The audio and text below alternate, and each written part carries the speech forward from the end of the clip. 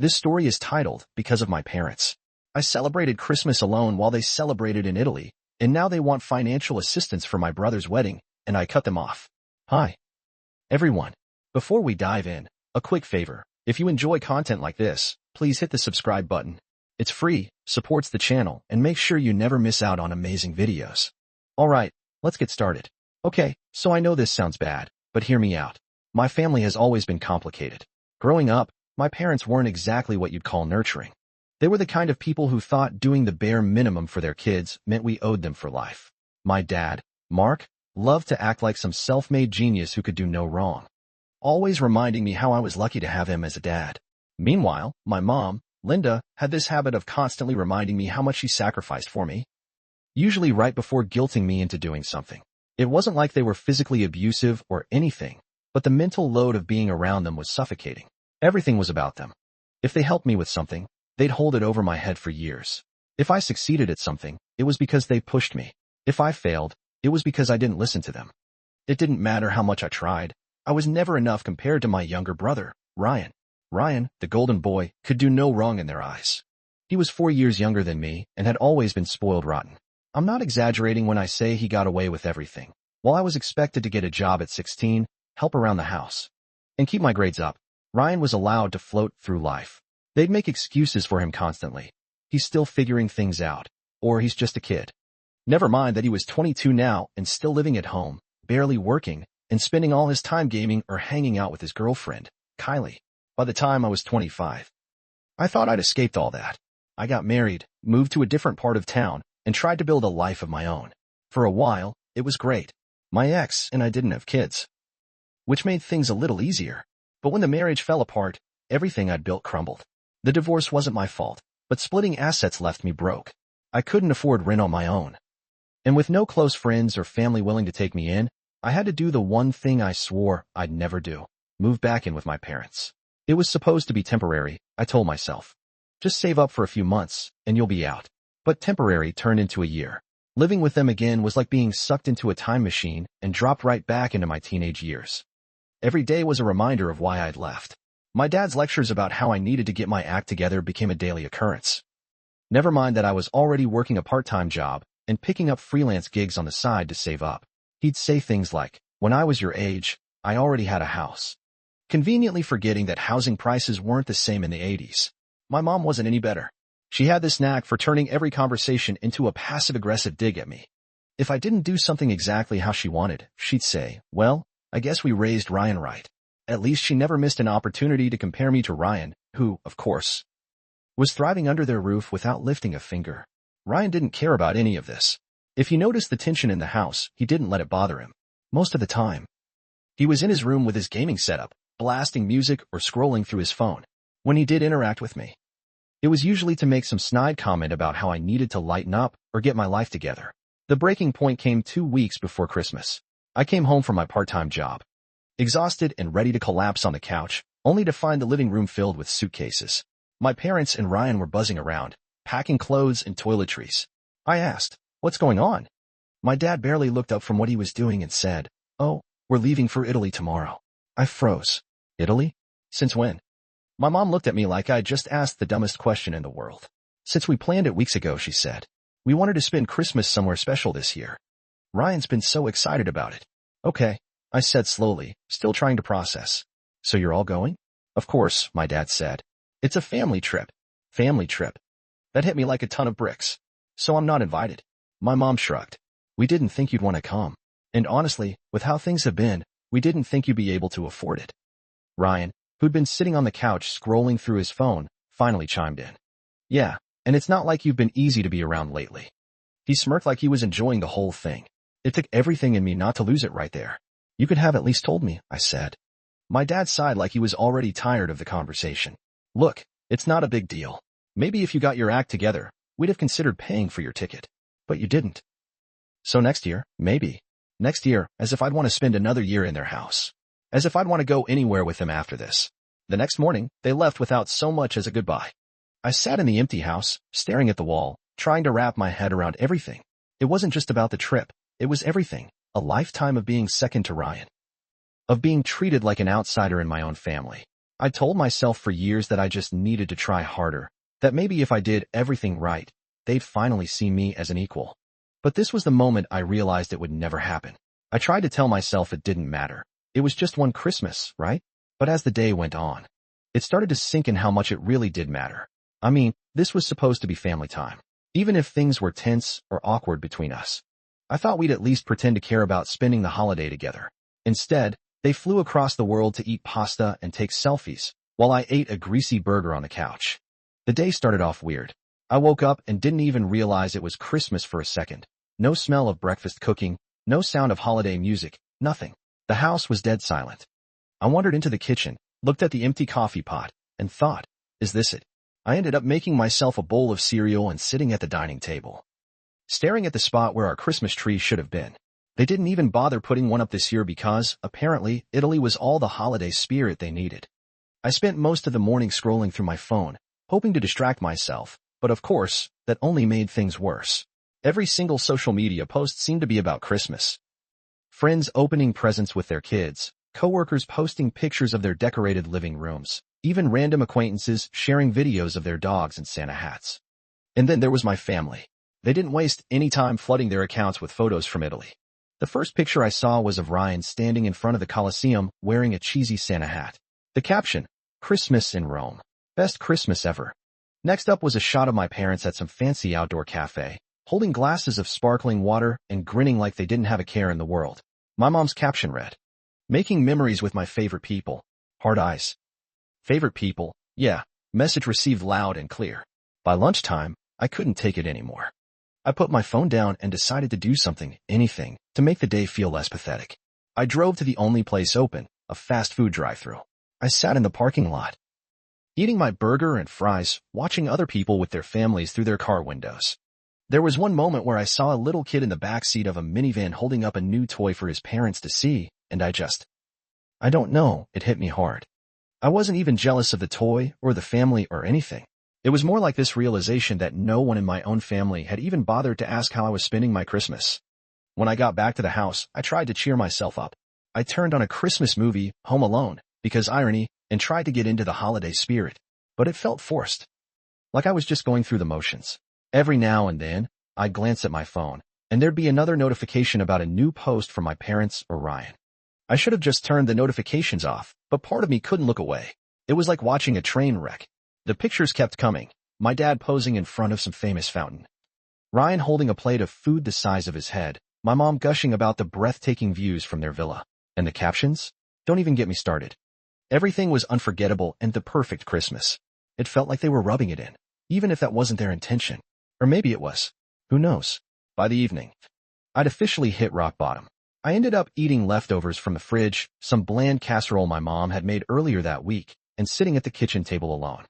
I started thinking about all the times I'd bent over backward for my family, the birthdays I'd spent helping my mom decorate, the weekends I'd given up to help my dad fix stuff around the house, the countless times I'd covered for Ryan when he screwed up. And this was how they repaid me, leaving me behind without so much as a second thought. It wasn't just hurtful, it was humiliating. That night, I finally broke down and called one of my old friends, Mike. I hadn't talked to him much since moving back in with my parents, mostly because I didn't want to explain why I was back in Cleveland. But I needed to talk to someone, and Mike was the kind of guy who didn't ask too many questions. When he picked up, I tried to play it cool, but he could tell something was up. Hey, man, he said. Merry Christmas. How's it going? I hesitated. Yeah, same to you. It's fine. Just a quiet day. Quiet. What about your folks? I could have lied, but I was too tired to keep up the charade. They're in Italy, I said flatly. They left last week. There was a long pause. Wait, what? You didn't go with them? Nope. They didn't invite me. Mike let out a low whistle. Damn, dude, that's cold. Yeah, I said, laughing bitterly. Tell me about it. We ended up talking for a while, mostly about random stuff. Old memories, dumb jokes, anything to take my mind off the train wreck of my Christmas. By the time we hung up, I felt a little better. But the pit in my stomach was still there. Something about that Christmas made it hit harder. Maybe it was because I was older now and starting to realize just how messed up the dynamic was. Or maybe it was because I'd finally run out of excuses for their behavior. Whatever it was, I knew something had to change. I couldn't keep living like this, letting them treat me like an afterthought while I bent over backward to please them. That Christmas was a wake-up call. even if I didn't fully understand it at the time. It forced me to start thinking about what I wanted for my life and what I wasn't willing to put up with anymore. But at that moment, all I could do was try to make it through the night. After the Italy fiasco, I thought things would quiet down. I mean, how much more could my parents and Ryan push? I was wrong. So wrong. A couple of days after they got back, I was sitting in the living room, trying to avoid them as much as possible. I had no interest in hearing about the best Christmas ever for the millionth time. But of course, my dad decided to call a family meeting. It wasn't really a meeting. It was just them deciding they needed something from me, which was basically how every family meeting went. Dad started with his usual serious tone, leaning forward like he was about to drop some life-changing wisdom. "We've got something important to discuss," he said, as if he hadn't just spent thousands of dollars on a luxury trip. "It's about your brother." My stomach sank. Whenever the conversation started with Ryan, I knew it was going to end with me being roped into something I didn't want to do. "Ryan proposed to Kylie while we were in Italy," Mom added with this proud little smile. Like he just won a Nobel Prize or something. "It was beautiful. They're so happy." I barely managed to nod. "Oh, congrats, I guess." Ryan, of course, was sitting there smirking like he'd just conquered the world. "Yeah, we're planning a spring wedding. It's going to be amazing." I was already getting irritated. They hadn't even told me about Kylie being part of the trip or the engagement, and now they were acting like it was the highlight of the year. But I kept my mouth shut because I knew where this was going. Then Dad leaned back, folded his arms, and hit me with it. "We're going to need your help with the wedding expenses." I blinked. Sure, I'd misheard. "Wait, what?" Mom jumped in, all sweet and condescending. "It's not just you, honey. We're all pitching in, but weddings are expensive, and Ryan and Kylie are young. They don't have the resources yet." Ryan nodded like that was supposed to make it all make sense. "Yeah, we're still figuring things out. It'd mean a lot if you could contribute." I stared at them. "How much are we talking about here?" "Oh, not much," Dad said casually, like he was asking for a cup of sugar. "Just $17,000. That's not unreasonable for a family contribution." I laughed. I couldn't help it. 17,000? Are you serious? You want me to give you that? Mom tilted her head like I was the unreasonable one. "It's not just for Ryan. It's for the family. Weddings are a big deal. You've been through one yourself, so you know how it is." That comment stung more than I'd like to admit. My own wedding had been a disaster, not because of money, but because of the relationship itself.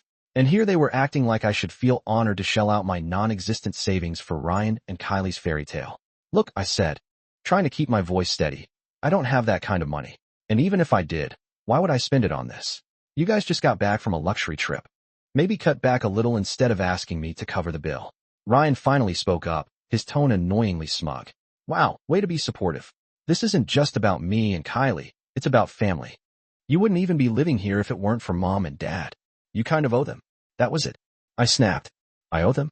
Are you kidding me? I've been paying rent since I moved back, covering bills, helping around the house, while you sit here doing nothing." Mom's face turned sour. "That's not fair, and you know it. We've done so much for you, especially after your divorce. The least you can do is show some gratitude." "Gratitude," I said, practically laughing again. "I'm grateful, sure, but I'm not a bank. You can't just guilt me into giving you money I don't have." Dad shook his head like I was some huge disappointment. "We've been patient with you, but this attitude isn't going to get you anywhere." The room went dead silent for a second. I thought maybe they'd drop it, but then Mom leaned forward and gave me this look, half pity, half annoyance. "Honey, think about it this way. You're single. You don't have kids to worry about or a spouse to support. It's not like you have any major expenses." That one hit me hard. They made it sound like my life was worthless just because I didn't have a family of my own, like I wasn't allowed to save for myself or have my own plans. Unbelievable, I muttered, standing up. "The answer is no. I'm not giving you $17,000.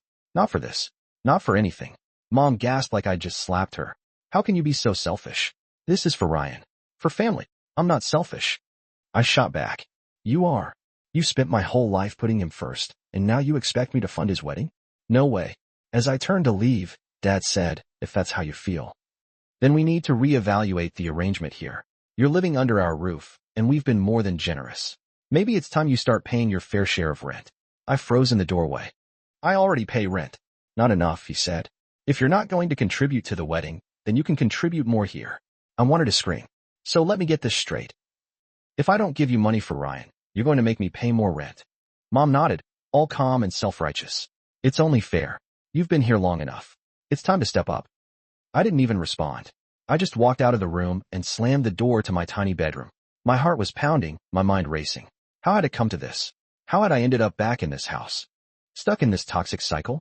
I thought I was doing the right thing, moving back to save money and get back on my feet. I sat on my bed for a long time, staring at the wall, trying to process everything. They really expected me to cough up $17,000 for Ryan's wedding, and when I said no, decided to punish me for it. It wasn't even about the money anymore. It was about control. They'd always used guilt and manipulation to keep me in line, and now that I was standing up for myself, they didn't know how to handle it. I felt something shift inside me. I was done being their doormat. They could call me selfish, ungrateful, whatever they wanted. I didn't care anymore. My answer was no, and it was going to stay that way.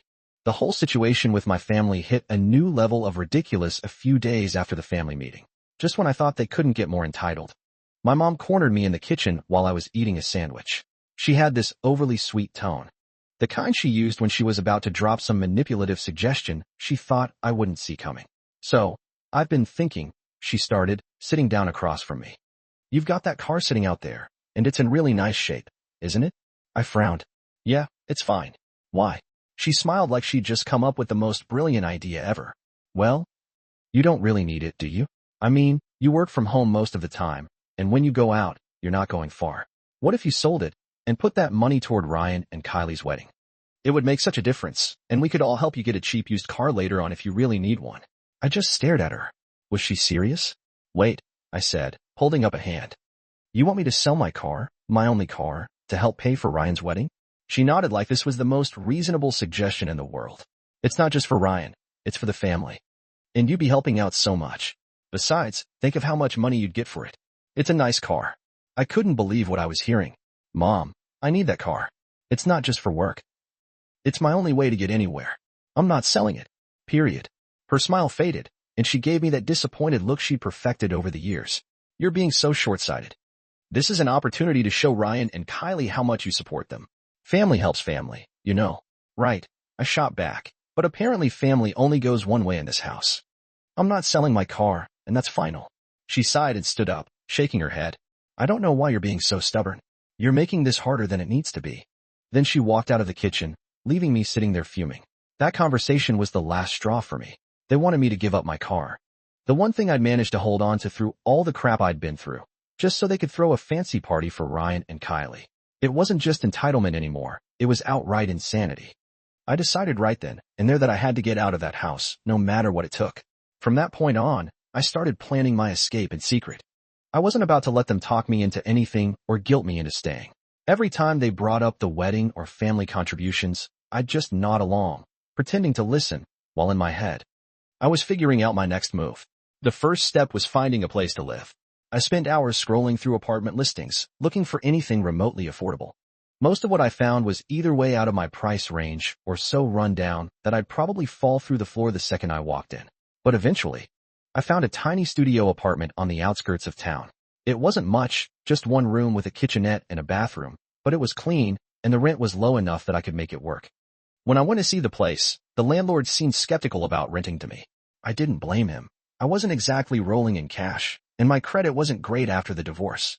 But after I scraped together the deposit and promised to pay the first month's rent up front, he agreed to let me move in. The catch? I had to be out of my parents' house and into the new place by the weekend. That gave me less than 5 days to figure everything out. Packing was the next challenge. I didn't have a ton of stuff. But I knew I couldn't just start loading boxes into my car in broad daylight. If my parents or Ryan saw me, they'd demand to know what I was doing, and I wasn't in the mood for another guilt trip. So I decided to do it in secret. Over the next few days, I started packing little by little, sneaking boxes out to my car when no one was around. I'd wait until my mom was upstairs or my dad was in the garage, then grab a few things and make a quick run to the car. It felt ridiculous, like I was some kind of criminal plotting an escape. But it was the only way to avoid another confrontation. By Thursday night, I was almost ready to go. My car was packed with everything I needed, and I had the keys to my new apartment in my pocket. All I had to do was make it through one more day without tipping anyone off. That night, I waited until everyone was asleep before making my move.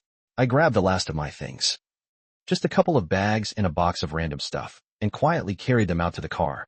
I sat in the car for a while, staring at the dark, silent house.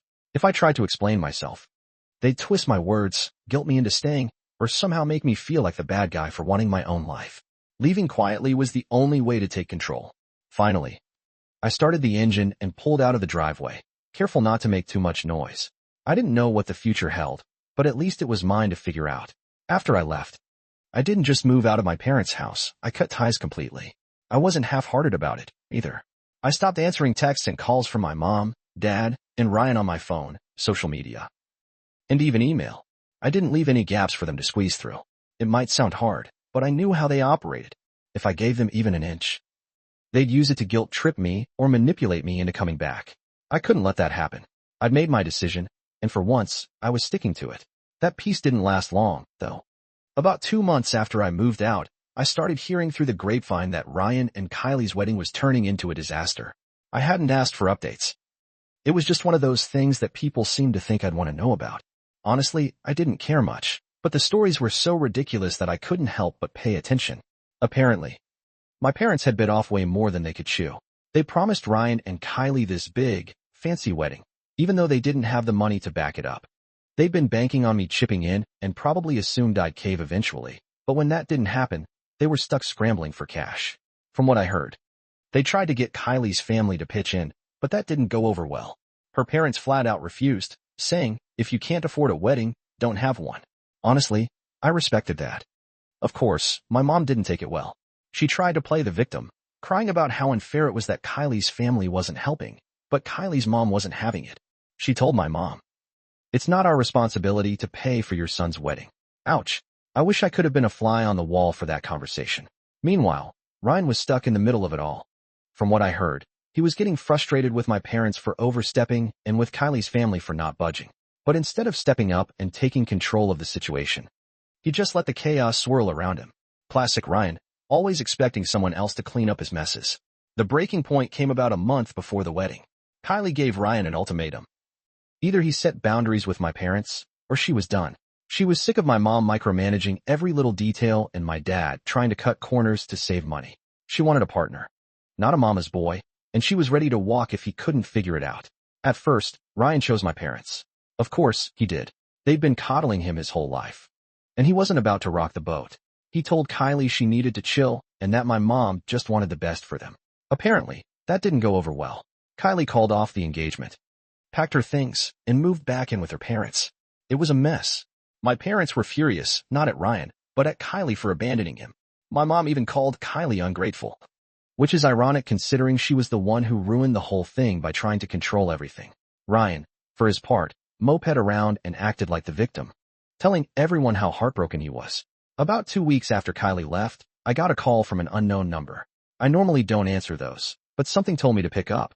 Sure enough, it was Kylie. Hey, it's me, she said, her voice quiet but firm. I know we've never been close, but I just wanted to say I'm sorry. I blinked, caught completely off guard. Okay. Sorry for what? For everything, she said. For not standing up for you sooner. For all of it. I didn't say anything, mostly because I didn't know what to say. She continued. I didn't realize how bad it was until I was in the middle of it. Your parents are a lot, and Ryan just lets them do whatever they want. I tried to stick it out, but I couldn't anymore. I'm sorry they put you through that. Her words caught me off guard. It wasn't like I needed her apology, but hearing it felt validating. For years, I'd been treated like I was the problem. Like I was the selfish one for not bending over backward to please my parents. And now here was Kylie, someone who'd been on the other side of it, telling me I wasn't crazy. Thanks, I said finally. I appreciate that. We talked for a little while longer, mostly about the wedding drama and how my parents had tried to take over everything. She said she wasn't sure if she and Ryan would work things out, but she didn't sound optimistic. He's too tied to them, she said. I don't think he knows how to function without their approval. After we hung up, I felt a strange mix of emotions. On one hand, I felt bad for Kylie. She didn't deserve to get dragged into my family's mess. But on the other hand, I couldn't help but feel a little vindicated. Maybe now people would start to see my parents and Ryan for who they really were. A few days later, I got another call, this time from Ryan. Hey, he said awkwardly, can we talk? What do you want, Ryan? I asked, not bothering to hide my annoyance. I screwed up, he said. Kylie left, and Mom and Dad are freaking out. And I feel like everything's falling apart.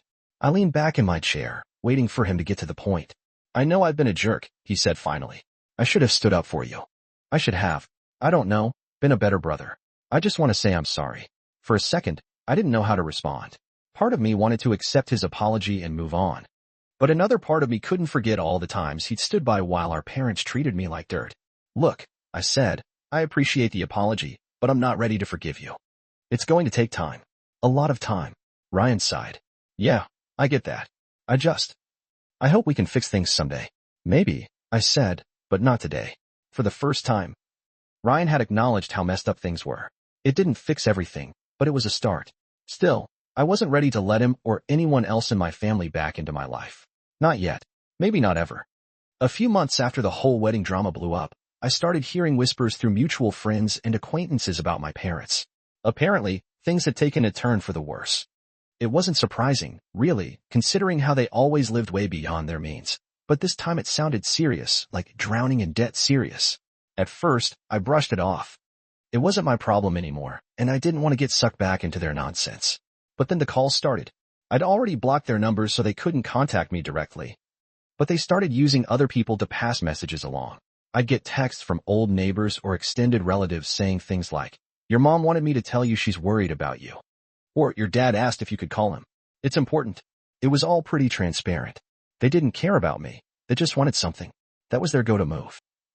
Feign concern to get their foot in the door and then drop whatever demand they had in mind. I wasn't falling for it this time. Eventually, one of my mom's messages slipped through. A mutual friend, Sarah, who didn't know the full story, forwarded me an email my mom had sent her, thinking it might be urgent. It wasn't. It was just more guilt-tripping.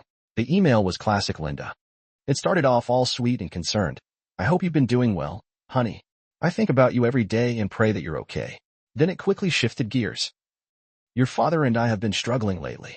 We've had some unexpected expenses, and it's been hard to keep up. I hate to ask, but if you could help us out financially, it would mean so much. Family always comes first, right? Unexpected expenses, sure. More like they burned through their savings trying to throw a wedding they couldn't afford, and now they were paying the price." I didn't reply. I wasn't even tempted to. They'd made their bed, and now they could lie in it. Over the next few weeks, I started hearing more details about just how bad things had gotten. Apparently, they'd maxed out multiple credit cards trying to cover wedding deposits, decorations, and other nonsense. Then, when Kylie walked away, they lost everything they'd put down. Non-refundable deposits, unpaid balances. They were left with piles of debt and nothing to show for it. On top of that, Ryan had moved out shortly after his apology to me, which meant my parents had lost their golden boy and any financial help he might have contributed. Though let's be real, Ryan wasn't exactly known for pulling his weight. I heard through Sarah that they'd been calling him too, begging him to come back and help them out. He wasn't biting though. Turns out, Kylie had put her foot down and told him that if he ever wanted to make things work with her, he had to set boundaries with my parents. For once, Ryan actually listened to her. He told my mom and dad he couldn't support them financially and that they needed to figure things out on their own. To say they didn't take it well would be an understatement. They were blaming everyone but themselves. Sarah told me one night over coffee, "Your mom's been telling people that Kylie's family sabotaged the wedding and that you abandoned them in their time of need." I just shook my head. Of course they are. It's never their fault. They're allergic to accountability. Then one day, I got the message I'd been waiting for, a text from another mutual contact. "Hey, just so you know, your parents are selling the house. They're downsizing because they can't keep up with the mortgage." I wasn't surprised. That house had always been way too big for them, and the upkeep alone must have cost a fortune. But hearing it made everything feel real. They were actually losing their grip on the life they'd spent years trying to project, this image of a perfect, successful family. It was crumbling. And for once, I wasn't the one they could lean on to hold it together. The final straw came about a month later when my dad showed up at my apartment. I didn't even know how he found me. I hadn't given them my new address, and I'd been careful about who I told. But there he was, standing at my door, looking more haggard than I'd ever seen him. He wasn't his usual smug, overconfident self. He looked desperate. "Can we talk?" he asked, his voice quieter than usual. I didn't want to let him in, but I also didn't want to cause a scene in front of my neighbors. So I stepped outside and shut the door behind me. "What do you want?" I asked, keeping my tone as flat as possible. "We're in trouble," he said, running a hand through his thinning hair. "Your mom and we've hit a rough patch financially. We're behind on the mortgage, and the credit card companies are calling nonstop. We don't know what to do." I folded my arms. "And this has what to do with me?" He gave me that look, the one he always used when he was about to launch into a lecture, but this time it didn't come. Instead, he just sighed. "You're our son. We thought you might want to help." I laughed bitterly. "Help? Like you helped me when I was struggling? Like you included me in your Italy trip or cared about my feelings during the wedding drama. Sorry, but I don't owe you anything. Don't be like that, he said, his voice rising. We're family. Exactly, I shot back. Family's supposed to support each other, right? Funny how that only applies when it benefits you. For a moment, he just stood there staring at me like he couldn't believe I was actually saying no. Then he tried a different tactic. What about the house? It's your childhood home. Don't you care about what happens to it? That one stung, but I didn't let it show. It stopped feeling like home a long time ago, I said. Good selling it. I didn't give him a chance to respond. I turned and walked back into my apartment, locking the door behind me. After that, I didn't hear from them again. Not directly, anyway. I heard through Sarah that they eventually sold the house and moved into a small rental on the other side of town. They burned so many bridges that no one else in the family was willing to help them out, either. I knew I'd made the right choice. For years, I'd let them take advantage of me, make me feel like I wasn't enough, and use guilt to control me. Cutting ties was the best decision I'd ever made. Sometimes, walking away isn't about abandoning people, it's about saving yourself. And that's exactly what I did.